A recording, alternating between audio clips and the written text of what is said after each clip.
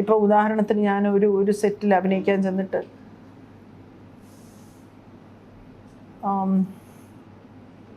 രാത്രി വന്നിട്ട് ഒരാളെ മണിയടിച്ച് വാതിൽ തട്ടി, പ്രൊഡക്ഷൻ എക്സിക്യൂട്ടീവ് ആണെന്ന് പറഞ്ഞു. അപ്പോൾ ഞാൻ പല്ല് വെച്ചോണ്ടിരിക്കുക. അപ്പോൾ എന്താണെന്ന് ചോദിച്ചപ്പോൾ എന്തൊരു സാധനം തരാനാണെന്ന് പറഞ്ഞു. ഞാൻ ഇങ്ങനെ പല്ല് തുറന്നു, പല്ല് വെച്ചോണ്ട് ഒരാൾ ചാടി കൂടെ കെട്ടിപ്പിടിച്ചു. ഞാൻ പല്ല് വെച്ചോണ്ടിരിക്കുക. ഞാൻ അപ്പോൾ ഇങ്ങനെ തന്നെ നിന്നു. അപ്പോൾ അയാൾ തുറന്നിട്ട് അപ്പോൾ ഞാൻ ഇപ്പോട്ടെ എന്ന് ചോദിച്ചപ്പോഴത്തേക്ക് ഞാൻ പോയി. പിറ്റേ ദിവസം എനിക്ക് ഉച്ചയ്ക്ക് ഷൂട്ട് കഴിഞ്ഞു. എനിക്ക് വൈകുന്നേരം 7 മണിക്കേ വണ്ടിയുള്ളൂ. ഞാൻ 2 മണിക്ക് പാക്ക് ചെയ്ത് റിസപ്ഷനിൽ പോയി ഇങ്ങനെ ഇരുന്നു. കാരണം എനിക്ക് ആ റൂം ഞാൻ വിട്ടു. കാരണം എങ്ങാനും കയറി വരുമോ എന്നൊരു പേടി. ചിലപ്പോൾ വരില്ലായിരിക്കും, പക്ഷെ പേടി. ഇന്നങ്ങനെ നടക്കില്ല. എൻ്റെ കാര്യം നല്ല ഞാൻ പറഞ്ഞു, ആരുടെയും കാര്യം നടക്കും. നമ്മുടെ മുറിയിലോട്ട് അനുവാദമില്ലാതെ നമ്മളൊരു കോൾ വെച്ച് പ്രൊഡ്യൂസേഴ്സൊക്കെ ഭയങ്കര അലേർട്ടാണ്. പ്രൊഡ്യൂസേഴ്സും ഡയറക്ടേഴ്സും ഒക്കെ അവർക്ക് അവരുടെ സിനിമ തീർക്കണം എന്നറിയാം. ഒരു കോളിൽ സിനിമ നിന്നു പോകുമെന്നറിയാം. ഒരു മീഡിയയിൽ ഞാൻ വിളിച്ചാൽ പോരെ, ഒരു കോൾ വിളിച്ചിട്ട് ഇങ്ങനെ പ്രശ്നമാണെന്ന് പറഞ്ഞാൽ അവിടെ നിൽക്കൂലേ സിനിമ. അലേർട്ടാണ് ആൾക്കാർ. പണ്ടത്തെ അങ്ങനെയല്ല. നമുക്ക് ഒരിടം പറയാനുമില്ല. സിനിമാ നടികളെല്ലാം കുഴപ്പമാണെന്നുള്ളൊരു ഇമേജും ഇപ്പം അങ്ങനെയല്ല. നല്ല വ്യത്യാസം. പിന്നെ ആൾക്കാർ വന്ന് ഇങ്ങനെ എന്താ പറയുക, നിങ്ങൾക്ക് താല്പര്യമില്ലേ അങ്ങനെ ഇങ്ങനെ നിരന്തരം ഒന്നുകൂടിയും അടുത്താളെന്ന് ചോദിക്കുന്നത് എന്താണത്. അതൊക്കെ പറയും. അങ്ങനെയൊന്നും സിനിമയിൽ ഇപ്പം ഇല്ല. നമുക്കൊരു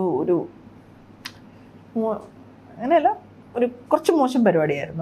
നമുക്ക് എവിടെ നിന്നാണ് ഒരു സേഫായിട്ടൊരു സ്ഥലം നമ്മൾ നോക്കി നിൽക്കണം. അല്ലെങ്കിൽ നമുക്കൊരു ഇൻസിഡൻറ്റ് ഉണ്ടായാൽ തന്നെ ഞാൻ ആ ഒരു മേജറായിട്ട് അത് CB മലയിൽ സാറിൻ്റെ ഞാൻ ഹേമ കമ്മിറ്റിയിലൊക്കെ പറഞ്ഞ ഒരു മനുഷ്യൻ എൻ്റെ ഓപ്പോസിറ്റായിട്ട് ഒരു തമിഴ് ആക്ടർ അഭിനയിച്ചപ്പോൾ അയാൾ ഗ്രൂപ്പ് ചെയ്ത സമയത്ത് നോബഡി ടുക്ക് ഇറ്റ് സീരിയസ്ലി. കഴിഞ്ഞ എന്നിട്ട് അതിന് ഒരു കോമഡി, അതിനെക്കുറിച്ചൊരു തമാശയൊക്കെ പറഞ്ഞു.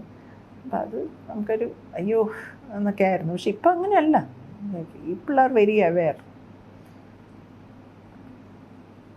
പണ്ടത്തെ കാലത്താണെങ്കിൽ ഞാനിപ്പോൾ ഇങ്ങനൊരു കമൻ്റൊന്നും പറയില്ല. സിനിമ ഇസ് മച്ച് ഭയങ്കര സേഫായിട്ടുള്ളൊരു വർക്ക് സ്പേസായി മാറിക്കൊണ്ടിരിക്കുന്ന പ്രോസസ്സ്. 100% മാറിയെന്ന് ഞാൻ പറയില്ല, മാറിക്കൊണ്ടിരിക്കുകയാണ്. ആൾക്കാർക്ക് പേടിയാണ് സിനിമയിൽ, നന്നായിട്ട് പേടിച്ചിട്ടുണ്ട്. ഹേമ കമ്മിറ്റിയിൽ സംസാരിച്ചിരുന്നല്ലോ, ആ എക്സ്പീരിയൻസ് എങ്ങനെയായിരുന്നു? ഹേമ കമ്മിറ്റിയിൽ സംസാരിച്ചപ്പോൾ ഇവർ 3 പേരും ഭയങ്കര ഫ്രണ്ട്ലി ആയിട്ട് നമ്മളോട് പറഞ്ഞു, നിങ്ങളുടെ മനസ്സ് തുറന്ന് എന്തുവിടെ പറഞ്ഞു, ഇത് ഭയങ്കര 1-to-1 ഒരു വുമൺ ടോക്കാണ്, നിങ്ങൾക്ക് പറയാനുള്ളതെല്ലാം പറയണമെന്ന് പറഞ്ഞു. എനിക്ക് നിങ്ങൾക്ക് എൻ്റെ ഒരു ഏകദേശം മനസ്സിലായി കാണുമല്ലോ അല്ലേ, പ്ലാ എനിക്ക് തോന്നുന്നൊക്കെ ഫ്രീ ആയിട്ട് സംസാരിക്കുന്നത്. ക്യാമറ മറന്നു പോകും ഞാൻ. അപ്പോൾ അത് എഡിറ്റഡായിട്ട് സംസാരിക്കുന്ന സ്വഭാവം ഒന്നും എനിക്കില്ല. അപ്പം എൻ്റെ എക്സ്പീരിയൻസും പറഞ്ഞു. അപ്പോൾ അങ്ങനെ അല്ലാതെ ആരെങ്കിലും പറഞ്ഞു കേട്ട എക്സ്പീരിയൻസ് ഉണ്ടോ, അതുണ്ടോ ഇതുണ്ടോ എന്ന് ചോദിച്ചിട്ട് എനിക്കറിയാവുന്നതും സിനിമയിൽ നടക്കാനോ ഉള്ള ട്രാപ്പുകളെക്കുറിച്ചും പ്രോബ്ലം ഏരിയാസിനെ കുറിച്ചും എല്ലാം എനിക്കറിയാവുന്നത് ഞാൻ പറഞ്ഞു. കുറേ നാൾ കഴിഞ്ഞിട്ട് ഇത് ഒരു കേസായിട്ട് ട്രാൻസ്ഫർ ചെയ്യപ്പെട്ടപ്പോൾ അതിനകത്ത് ചില പ്രശ്നങ്ങളുണ്ടായിരുന്നു. കാരണം ഞാൻ ഈ ഹിയർസേ ഒരു വലിയ തമിഴിലൊരു പ്രധാനപ്പെട്ട ഒരാളെക്കുറിച്ചാണ് ഞാൻ പറഞ്ഞത്. അപ്പോൾ ആ കുട്ടിയെ ഞാൻ വിളിച്ചു ചോദിച്ചപ്പോൾ ഷീ സെഡ് എൻ്റെ പേര് ഒരു കാരണവശാലും വരരുത്. I got so upset. ഞാൻ പേടിച്ചു. ഞാനത് മാഡത്തിൻ്റെ മുമ്പിൽ വെച്ച് തന്നെയാണ് വിളിക്കുന്നത്, SIT മാഡത്തിൻ്റെ മുമ്പിൽ വെച്ച് തന്നെ. അപ്പോൾ ആ കുട്ടി എൻ്റെ അടുത്ത് സ്പീക്കറിൽ തന്നെ അത് പറയാം, ഒരു കാരണവശാലും എൻ്റെ പേര് വരാൻ പറ്റില്ല. Who asked you to say? നിങ്ങളുടെ അടുത്ത് ഞാൻ പേഴ്സണലായിട്ട് പറഞ്ഞൊരു കാര്യമാണ്, നിങ്ങളടുത്ത് ആര് പറഞ്ഞത് പറയാൻ. എൻ്റെ കയ്യിൽ നിന്ന് എനിക്ക് അപ്പോഴാണ് ഇവരത് കേസാക്കുന്നത്. ഞാൻ എൻ്റെ കൺസെൻറ്റ് ഇല്ലാതെയും കേസായിട്ട് മുന്നോട്ട് പോകും, ആ കുട്ടിയെ വിളിക്കും എന്നൊക്കെ പറഞ്ഞു.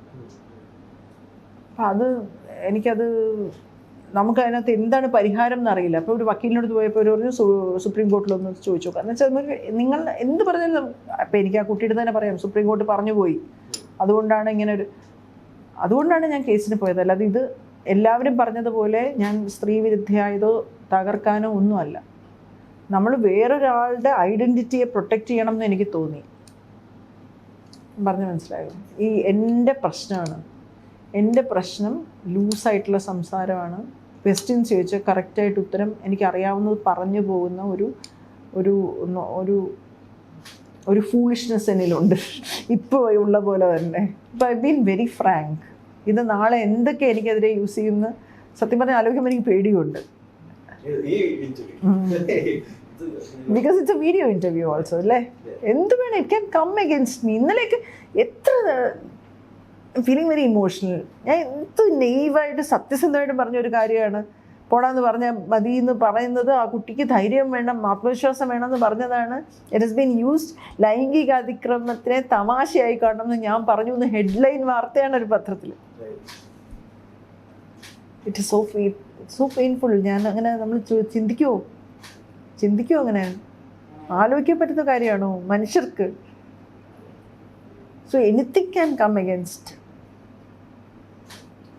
ഫുൾ വീഡിയോ ഉണ്ടെങ്കിലും സോഷ്യൽ മീഡിയയിലും മറ്റുള്ളവരും കട്ട് ചെയ്യും അത് സെന്റൻസ്. ഇപ്പം ഞാൻ അതിനകത്ത് ഒരു കാര്യം ഈ ഷൈൻ്റെ കാര്യം പറഞ്ഞ് ഇങ്ങനെ നന്നായിട്ട് ജോലിയൊക്കെ ചെയ്യും എന്ന് പറഞ്ഞിട്ട് ഞാൻ അടുത്ത സെന്റൻസ് പറഞ്ഞു പിള്ളേരെ ഇങ്ങനെയൊക്കെ പറഞ്ഞിട്ടുണ്ടെങ്കിൽ അവ അനുഭവിക്കട്ടെ എന്ന് പറഞ്ഞിട്ടുണ്ട്. അതില്ല, അത് കട്ട് ചെയ്തു. അപ്പം നമ്മളെ അതെവിടെ പോയി? അതില്ലെന്ന്. അതിൻ്റെ അടുത്ത വരി അതാണ്, ഇവരിങ്ങനെയൊക്കെ ആണെങ്കിലും ശരി ആ കൊച്ചുങ്ങളെ വിഷമിപ്പിച്ചിട്ടുണ്ടെങ്കിൽ അവ അനുഭവിക്കണമെന്ന് ഞാൻ പറയുന്നുണ്ട്. അതില്ല. അയ്യോ അതൊരിക്കലും അറിയൂ ഞാൻ അങ്ങനെ പറഞ്ഞിട്ടുണ്ടെന്ന്. അതില്ലെങ്കിൽ എന്ത് ചെയ്യും? അത് ഭയങ്കര നമ്മളെ ടാർഗറ്റ് ചെയ്യാൻ തീരുമാനിച്ചു കഴിഞ്ഞാൽ രക്ഷയില്ല. ഞാൻ എവിടെയോ നോട്ടപ്പുള്ളി ആയിപ്പോയി. അടിപൊളി. ഇനി അങ്ങോട്ടുള്ള ജീവിതം സുഖകരമായിരിക്കും. ബട്ട് ഇങ്ങനെ ഒപ്പീനിയൻസ് പറയുമ്പോൾ ഈ ഡിവൈഡഡ് ആയിട്ടുള്ള കമൻസ് ഒക്കെ വരാറുണ്ടല്ലോ. അപ്പോൾ have you ever thought like stay silent, എന്തിനാണ് ഇതിനകത്ത് പോകുന്നത്, ഒപ്പീനിയൻസ് പറയാതിരിക്കുന്നതല്ലേ ഭേദം എന്ന് എപ്പോഴെങ്കിലും ചിന്തിച്ചിട്ടുണ്ടോ? അവർ പണ്ടത്തെ ആ ഒരു അപ്ബ്രിങ്ങിൻ്റെയും ആക്ടിവിസം ഭാഗമായിട്ടുള്ളതുകൊണ്ട്? ഇല്ല, അങ്ങനെ ആക്ടിവിസം ഭാഗമായിട്ടൊന്നും ഉള്ളതുകൊണ്ടല്ല. എന്നോട് എല്ലാവരും പറയാറുണ്ട്, എൻ്റെ ഫ്രണ്ട്സ് എല്ലാം പറഞ്ഞ് ലൈലോ don't open your mouth please പറഞ്ഞ് കാലൊടിക്കാൻ പറയരുത് പോരുത്. ഇന്ന് തന്നെ രാവിലെ ഒരു 10 പേര് എന്നെ വിളിച്ച്, ഏത് ഇന്ത്യൻ എക്സ്പ്രസ് എവിടെ പോണ്ട. ഞാനിവിടെ വന്ന് രാജേഷ് എബ്രഹാം സാറിന് മനീഷ എന്നോട് ചോദിച്ചു മനീഷ വരാവോ. അപ്പം മനീഷ അടുത്ത് ഞാൻ ഒരു കാര്യം ചോദിച്ചു, എനിക്ക് മോണ്ടി തേഴ്സ്ഡേയുടെ അന്ന് ഒരു ഇൻ്റർവ്യൂ തരണം, ഞങ്ങൾക്ക് PR-ൻ്റെ ഒരു ലാസ്റ്റ് മിനിറ്റ് കോള് വന്നിട്ട് ഇവിടുന്ന് ക്യാൻസലായിപ്പോയി വേറെ. അപ്പം മനീഷ വന്നു. അപ്പം മനീഷ ആ സമയത്ത് എന്നോട് ചോദിക്കുന്നു ഭാരതി എനിക്കും തരാമോ. ഞാൻ വന്നിരിക്കും. എനിക്ക് ആ വാക്കാണ് കൂടുതൽ പ്രധാനം. അല്ലാതെ ഇപ്പോൾ കോൺട്രവേഴ്സി വന്നു ഇനിയും വന്ന് കുളമാക്കുക എന്നുള്ളതിനെക്കാട്ടി മനീഷയോട് ഞാൻ പറഞ്ഞ വാക്കാണ് എനിക്ക് ഇമ്പോർട്ടൻ്റ്. അപ്പം ഞാൻ പറഞ്ഞു മനീഷ എടുത്ത് ഞാൻ പറഞ്ഞു, ഏത് മനീഷ? മനീഷ ആ പറഞ്ഞ വാക്കാണ് എനിക്ക് ഇമ്പോർട്ടൻ്റ്. ഇതാണ് എൻ്റെ പ്രശ്നം.